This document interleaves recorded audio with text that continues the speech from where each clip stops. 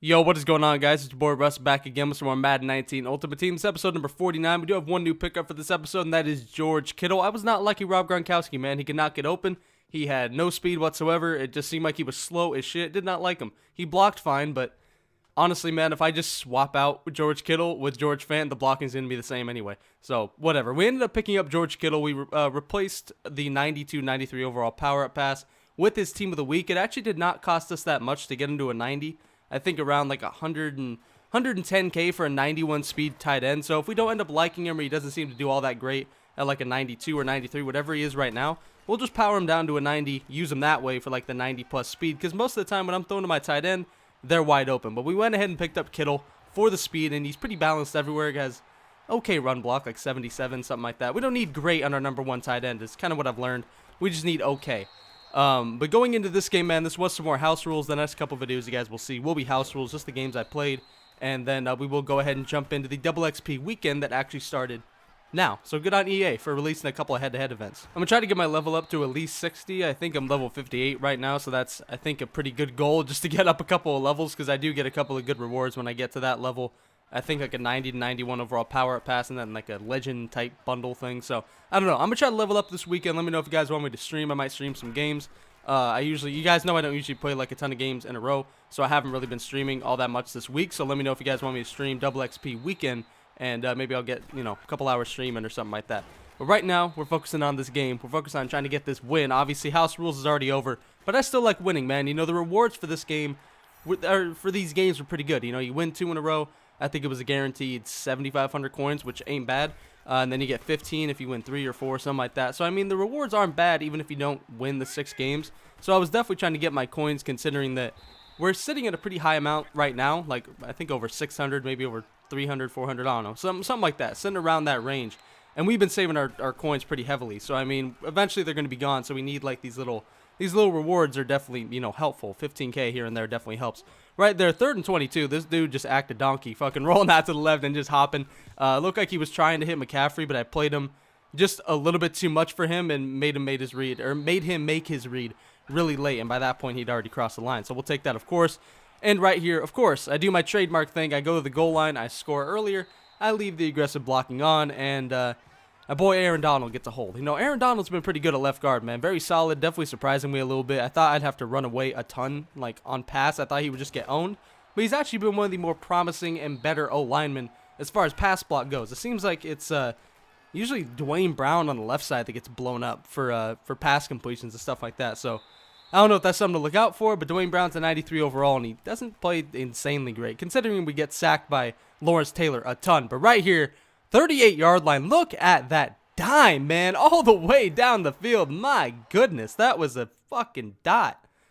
Wow. You guys know I don't usually take those shots with Tyreek Hill. I mean, I just don't go deep all that often. But house rules, of course, I was trying to go deep a little bit more. We end up winning 19-0 as this guy ends up just quitting out. So whatever, we'll take it, man. But jumping into the next game, this was a little bit more competitive. This guy did not have a great team. I actually ended up getting the better end of the matchmaking stick in these games. I don't think the guy in the last game had a great team either. This guy did not, so obviously we're just trying to get these wins, man. That's all we're trying to do. And when you get deep shots like that, it definitely makes it easier, man. You guys know me, I don't go deep all that often, but you know what? In this house rules event, obviously, you got to go deep a couple times. So, I was definitely trying to stretch the field multiple times, and that fucking throw from Otto Graham to Tyreek Hill was insane. That may be the best deep ball, I cannot speak.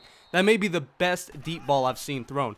That was like a 70-yard bomb, man. I don't know how far that was, but that was a crazy-ass throw by Otto Graham. But to start this game, man, he had Patrick Mahomes. Obviously, with Patrick Mahomes, you got to worry about the same shit and more that you do with Otto Graham. Fucking Otto doesn't have great throw power, but Mahomes does, obviously, and he's gonna use it. As he ends up getting into the end zone, a 30-yard passing touchdown to Alvin Kamara. Really good play by him, man. He ended up running Alvin Kamara out of the backfield on an angle route. He ran this play every single time. And I don't know. I just didn't commit. It was right there, Todd Gurley. Nice catch, dude.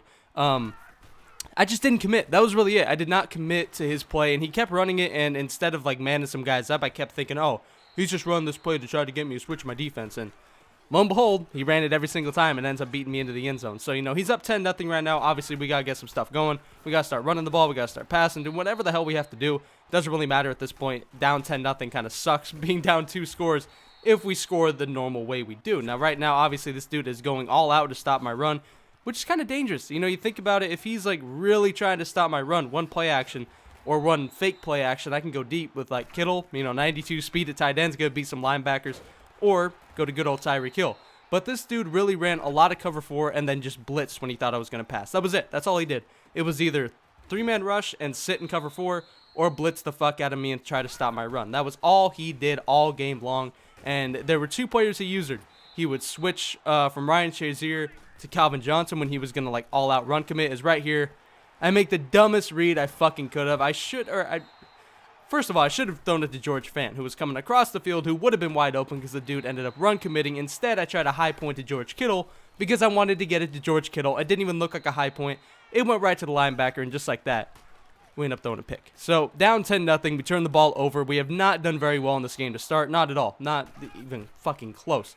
And on offense, man, it's really like, I really don't know what I could really beat this guy with. Like, I'm trying to run the ball, and it's just not really working. It was, he ended up getting a pick with Stephon Gilmore. That card's been really good. I mean, this guy, he kept trying to go with Stephon Gilmore, and I think all game, Gilmore just keeps on batting it down, smacking it away. That 95 Gilmore is easily the best corner I've used in MUT 19. If you need, like, a really, really good shutdown corner, Stephon Gilmore is it, man. He rarely ever gets beat. But obviously, we throw the pick, we get it right back, so it doesn't make all that big a difference as long as we capitalize. We got to make something happen here. But we fumble. Oh my god, fucking Otto Graham can never hold on to the ball when I need him to. That's the one thing that I can complain a little bit about Otto Graham. He has 86 carry, but he still fumbles just as much as any other quarterback I've played with. Just as much as Russell Wilson. I understand. You shouldn't be able to just run with your quarterback and take a million hits. But goddamn, dude. Like, you think he'd be able to take one? The motherfucker's got a no-bar helmet. That dude can take a hit, and he can't take a goddamn hit to the knees. I mean, come on, man.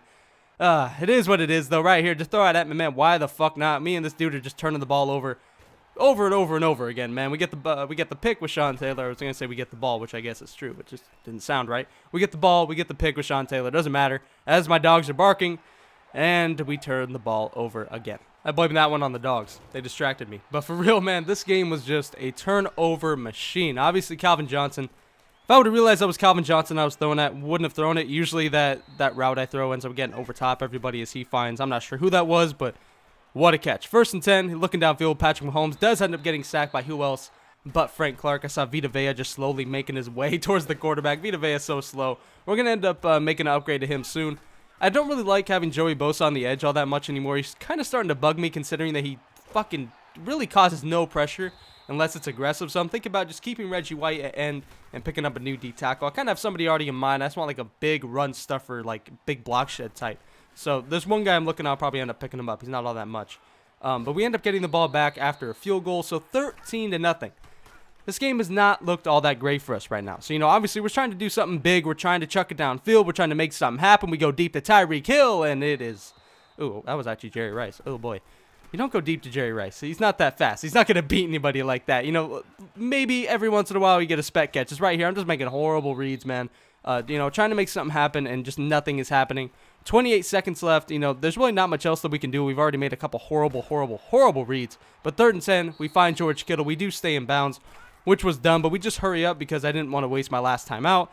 And we look for Jerry Rice on the sideline, and he finally bails, and I'm actually able to fit it in there as we do get the first down to the 12-yard line. So just before half, we do end up sneaking out with a field goal, and we will definitely take that, man, considering that really this whole game has not really gone our way. We have not played that well, obviously. Our reads have been bad, but just the entire game in general just feels like we have not played all that well.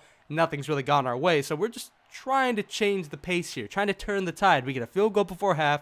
We get the ball starting the half. And Tavon Austin, I'm so glad they called him down or whatever because he fumbled. I don't know what that is. I don't know if that's a glitch in Madden, but he fumbled. And that could have been easily picked up. So luckily, we do not fumble on the kickoff. 9 rushes for 72 yards with Todd Gurley. We finally get him on a play action. And George Kittle, what'd I tell you, man? This dude bit a lot. And finally, we hit him for a long touchdown. Just like that, puts us up, I was just about to say 15-13, but with the extra point, it is going to be 16-13. And just like that, the game has changed. A 70-yard, whatever the hell touchdown is. Jamal Adams gets the pick on the very next play. And in the matter of about 30, 45 seconds, this dude has collapsed. And that's actually going to do it, man. This guy can't handle it anymore. He actually ends up quitting just after this, man. That game switched and turned so damn quick. That's what house rules will do to you, man. But you know what? We come out of half losing 13-3, down by 2 scores. This guy gets way too greedy. I told you that, he would just go overboard on the run, man. He would go to the safety if he wanted to really play the run. He telegraphed it so much that just eventually I was able to hit him with George Kittle over top because, of course, Calvin Johnson is supposed to be the person that's supposed to be covering that shit. And he just ran him all the way into the box. I don't know what the guy was doing all game, but you know what? It is what it is. We get another win. I hope you guys enjoyed this video. Be sure to look out for the next one. And as always, I'm out. Peace.